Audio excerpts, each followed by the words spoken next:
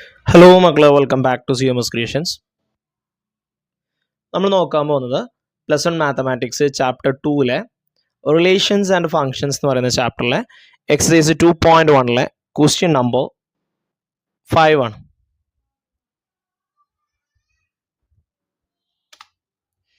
If a equal to -1 1 find a cross a. Okay, a -1 1 -1 1.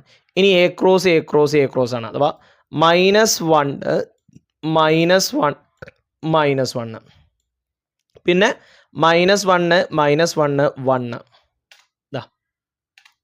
Okay, -1 -1 -1 പിന്നെ -1 1.